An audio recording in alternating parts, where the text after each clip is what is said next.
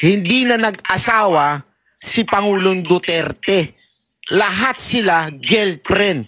Tanungin ko kayo, kung girlfriend lahat sila, sino ang kasama ni Pangulong Duterte? Marami kasi nagmamagaling dyan eh. Sasabihin, di ba si Ma'am Hanilet? You want the truth and nothing but the truth? I will tell you now. Matagal nang may problema yan. Matagal nang sinubukan na mag-move on. Alam naman natin na si Ma'am Elizabeth, na nanay ni BP Sara, ni Baste at ni Pulong, ay kasal. Ngunit nag-annulled. Nag-annulled dyan, ibig sabihin na wala na. Single na si Pangulong Duterte. Nagjowa siya. Nandyan si Hanilet, nagkaanak din siya. Na si Kitty. Yung ibang jowa, hindi siya nagkaanak. Ano difference? May anak siya kay Ma'am Hanilet.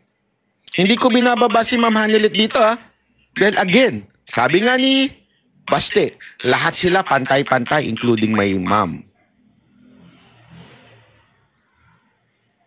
Pero yung sasabihin mo na ibubunyag mo lahat, sisiraan mo yung mga taong nakapaligid, awayan yan ng girlfriend. Sino nagsabi? Ako ba? Hindi. Si BP Sara Duterte. Ayan, no, sinabi niya. Ayan.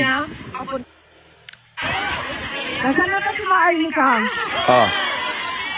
Ito si Ano yung sinabi ni Maharlika? Ano yung kinontent? Si BP Sara na nagsabi. Meron siyang content sa away ng mga girlfriend eh. No? Kasi yan yung tinatago noon pa. May awayan talaga ang mga girlfriend. Lintik itong daldal ni Maharlikan na broadcast tuloy. Yes, may awayan.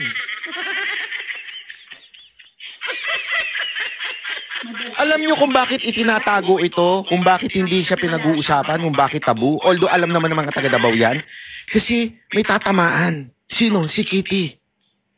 Nung nagsalita na si Kitty, kita ninyo? Naawa ako doon sa bata eh. Now we know. Dapat hindi namin... Kasi hindi na dapat siyang pinag-uusapan. Kasi involved yung nanay niya. Ikaw, may mga ganito kasi yan eh. May mga pagkakataon na yung mga anak hindi pa tanggap o hindi pa sa hindi tatanggap eh. Yung tanggap na pero nasasaktan pa. Kasi nanay niya yun eh. Understandable yun. So sa madaling salita, diretso na natin ha. Yung nanay ni BP Sara Duterte, si Ma'am Elizabeth, at lahat ng girlfriend, yung mga girlfriend nag-aaway. Sino yung mga girlfriend? Si Hanilet, si Ma'am Jazz, at yung iba pa. Nag-aaway. Ako ba nagsabi? Hindi. Si BP Sara Duterte. At matagal na yan. Matagal na. Bakit kaya sa tingin nyo nag-aaway? Kasi nagseselosan. Ang gwapo ng tatay niyo. Ako ba nagsabi? Hindi. Si BP Sara. So anong ibig sabihin? Pag may awayan, may siraan. Pag may siraan, magulo.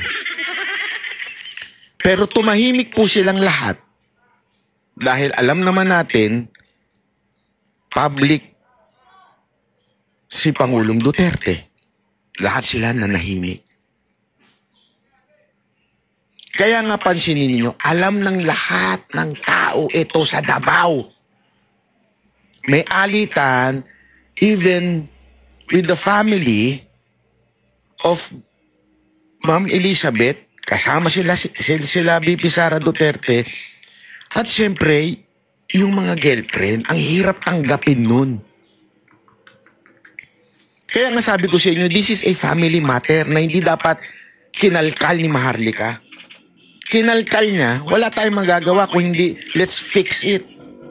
Hindi na maaayos to. And to be able to fix this, kailangan natin Alam na ng buong mundo. matanggal yung nagkalat. Madaldal. And that's you, Maharlika. You better si Basti na nagsabi, stop it. Patahimikin nyo yan. You better Salot nyo. kinalkal mo ang hindi dapat kalkalin. Magkaaway talaga sila. Alam nyo, kaya nga may kwento-kwento, di ba? Although may nagsabi rin sa akin na nagkapatawaran na. Kaya nga dati pa, matagal na po ito. This is a secret. Open secret po ito sa Davao. Kaya nga, di ba, pati si Bongo nadadamay. Kasi parang ang dating, kinukonsinti daw ni Bongo yung mga babae ni Pangulong Duterte.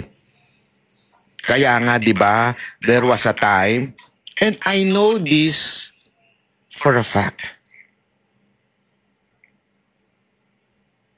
At alam din yan ng mga taga Davao. Parang awa nyo na. Kasi ang dadaldal nyo eh.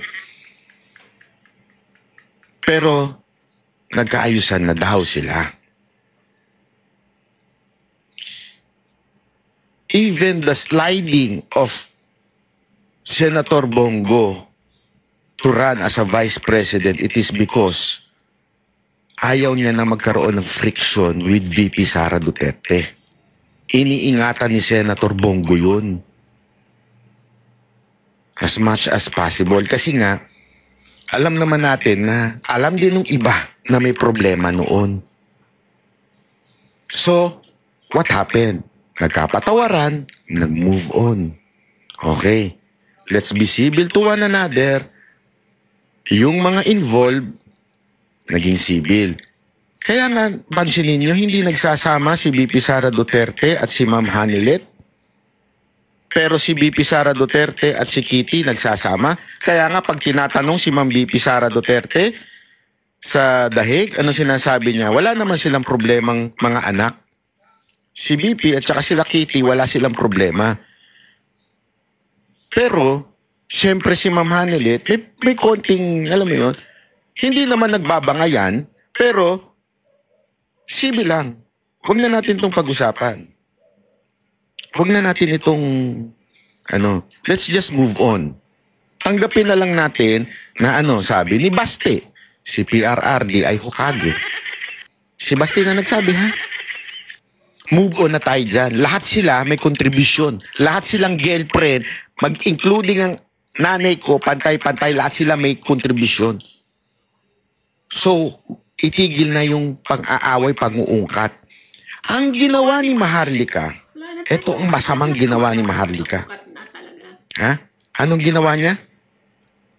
Yung nag-move on na, yung isinasantabi na, yung ganyang problema, hinukay niya. Hinukay niya at isinabog niya sa tao. Sinabog pa sa buong... Oo, may awayan. Hindi mo ba nakita? May awayan. Kaya nga may mga nagkikwento, di umano, inuutusan lang daw ni Ma'am Hanilet. Yun ang kwento nung iba. Akin, ganito lang yan. Respetuhin natin si Ma'am Hanilet. Respetuhin natin si Ma'am dahil sabi nga ni Baste, lahat sila tumulong, lahat sila pantay-pantay sa tatay ko. Walang mababa sa kanila. Ngayon, kung sakaling totoo yung sinasabi nung iba, Maharlika, hindi ka na dapat sumausaw. Tama. Tumanggi ka na sana. Ngayon, kung hindi totoo yun, well, that's good.